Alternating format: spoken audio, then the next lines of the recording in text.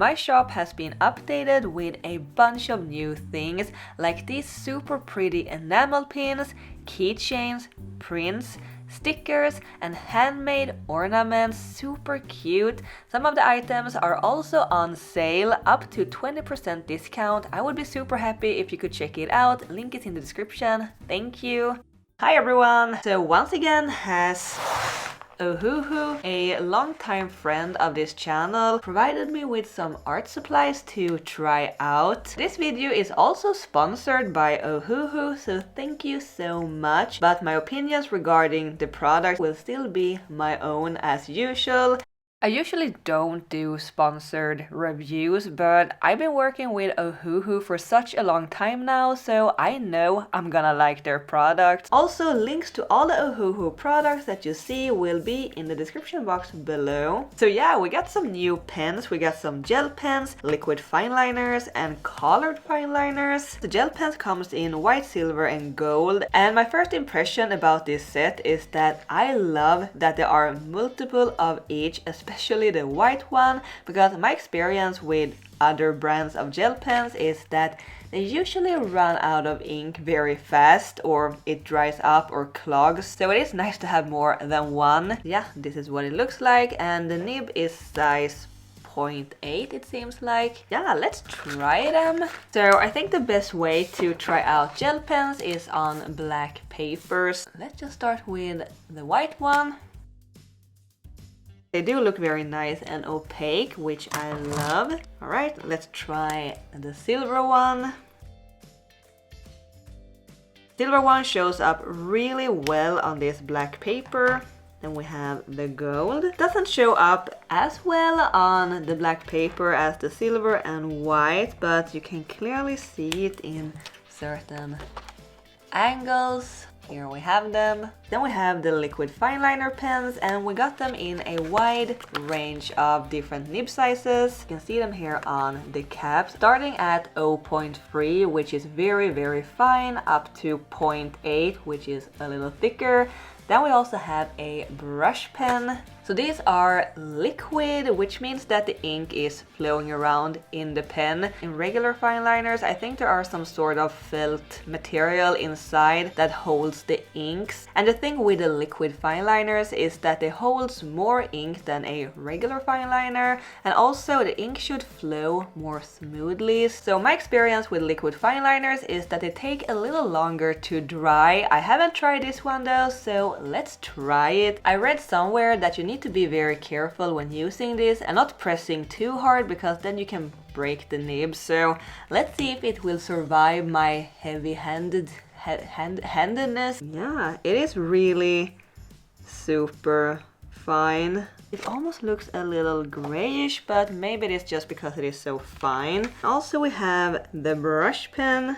Ooh, so juicy. And the great thing with a brush pen is that you can get both these very thick lines but also very fine lines. Also, let's do a little smudge test to see how fast these dry. That is actually quite good.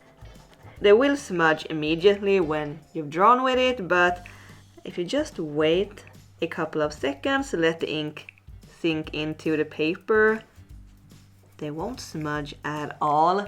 And lastly, we have the colored fine liners, which I'm very excited about. I first thought that all of them would be colored fine liners, but some of them are actually just regular black fine liners, which I don't mind at all. It was just a little confusing since it says colored fine liners and they are not all colored, but anyway, maybe it should say fine liner mix. Maybe just to make it more clear that not all of them are colored. Maybe it's just me. I do think though that it is a good set of fine liners since you get the black ones and also the colored ones. All the colored fine liners are 0.5 and the black ones goes from 0.5 up to 0.8, and also again a brush pens. I am very interested to see what these looks like, so let's watch them. You see now why it is confusing. Even on the black fine liner it says colored fine line pen, so let's just start with the black one. This is 005.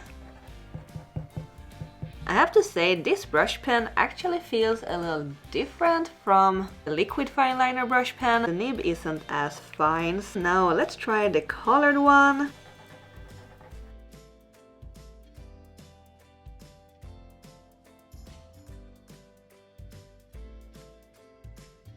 Yeah, they look like fine liners. I do really like the different colors. They are very nice and vibrant. And then, because I don't want to make art with the fine liners only, even if that is fun too, I will use this set of pastel colored markers, also from Ohohoo, of course. So this set was actually sent to me a little while ago, but I haven't tried it yet. Thought it would look good with the colored fine liners. But then some of you might remember that I actually did a review of an ohohoo pastel marker set a little while ago. That was a different pastel set, this one. So they have actually made two pastel sets and this is the newer one. Both sets are available though. You can either get them separately or you can get them as one big set. I actually went ahead and filled in the swatch cards that comes with the sets. And yeah, there are some really nice pastel tones. Some of them are standing out a little more, like this pink one and this green, and this is the colors from the other set. And what I do like about this set is that you get a lot of these earthy and gray colors and a lot of purple and violets. In the newer set you get a lot more greens and these warmer pinkish reddish tones. If you want to get both of them, I think they complement each other quite nicely. So anyway, let's make some art and try out these new supplies and I will let you guys know my thoughts about them.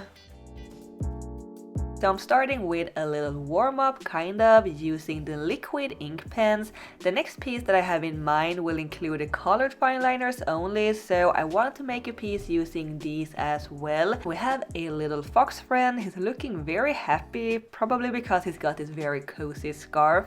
I'm using the brush pen for the main part here, since the brush strokes look so good when drawing fur. It looks very natural and fluffy. The best part of using a brush pen is that you don't have to be as precise as when using a regular fine liner, because if you accidentally make an extra squiggle or something, it is barely noticeable since the lines are natural, uneven. Brush pens are also great if you're struggling with stiff line work. The uneven lines automatically makes it look more organic. It adds line weight directly. I'm also using the very fine 0.03, the 0.5 and 0.8 to add some extra details and to fill in the black parts of the ears and nose. The pens are very pigmented and juicy, which you can't tell because I did smudge them a little with my hand where the ink was layered and a little thicker. I also should have let the ink dry a little longer before erasing the graphite, but I was a little impatient. Let's add a little bit of colors too to see how the pens works with markers. Also, I forgot to mention that these pastel markers are brush markers. So I started coloring the day after I did the line work, so it had plenty of time overnight to dry, and I'm pretty sure that you don't have to leave it that long, but it worked. I could draw with the markers over the lines and I didn't see any smudging. So you need to be a little patient before erasing or coloring over the lines. I have noticed too that the paper makes a big difference. When using smoother paper like Bristol board, which I'm using here, the ink usually takes a little longer to fully dry on the paper, no matter which fine liner I'm using. Lastly, I added some details using the white gel pens and they showed up really well on top of the markers.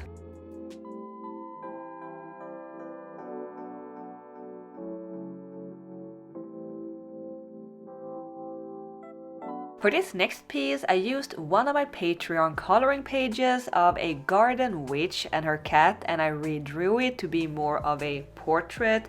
I put the cat in the flower pot because where else should a garden witch's cat be? I didn't show it here, but I made sure to plan out where I wanted the different colors to be because I want to outline each color with a matching fine liner color, so then it's good to have some idea where I want the different colors to be. So I'm usually a little terrified of doing line work because I'm afraid that I will mess it up, you know, the usual artist fears.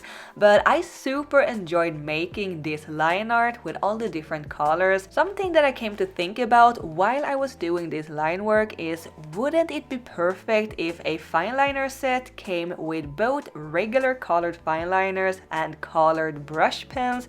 I know that colored brush pens exist from other brands, but it would be so nice to have a set including both kinds, regular fine liners and brush pens in different colors. I would definitely use that.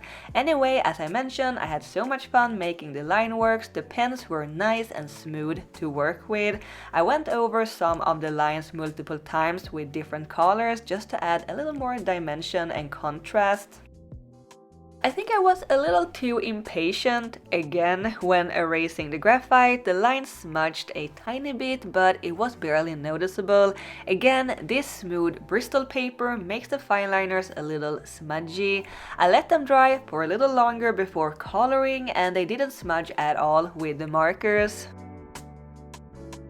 So the trickiest part of using this set of pastel markers only for the coloring is that there aren't that many darker tones, which I don't mind for this piece. I was going for a more light pastel look anyway, but if you're using this set only, there are not that many darker tones to create contrast with. In this set we have lighter tones and mid tones, and to be honest, I would have preferred even more even lighter tones. Now, pastel colors don't necessarily have to be light, but they usually are, so I would have loved to see even more lighter tones, which is funny since I just said that I would have needed darker tones to add more contrast, but that is because I limited myself to use this set only. But for a pastel set specifically, I think more even lighter colors would be great. If you need darker tones for your art, you can always find them in other sets. So where I wanted a little darker tone, I added purple or blue to deepen the color. The good thing with markers is that you can layer them multiple times to get new colors, darker colors. You have to be careful though, it is very easy to make the colors muddy when layering them too much. I wanted to keep the line work very light to match the pastel tones, but for some parts I added a little darker lines using the dark blue or purple just to add some more contrast. The light green line work in the middle of the leaves, they kind of disappeared under all the darker greens, so I had to redraw them later. I really enjoyed working in this style, or whatever you could call it. I usually do much bolder line work, more in the style of the previous art with a fox, and I use more earthy color tones, but I have to say it did cheer me up working on this very colorful piece while hearing the rain and storm outside. November is usually very gray and rainy and dark, so it is nice with a little bit of colors. So lastly, I'm adding some more details using the fine liners and the gel pens. I think the final details and highlights is what brings the piece together. And again, there are links to all the pens and markers used in this video in the description below, so feel free to check that out. Thank you so much Ohohoo for sponsoring this video. As a long-time user and supporter of the brand, I can highly recommend them. And my shop is open, so don't forget to check that out as well. I really hope you enjoyed this video and the art. Let me know which one you like the most, and I really hope it could cheer you up a little too. Thank you so much for watching. I will see you next time. Keep drawing my happy cats. Bye!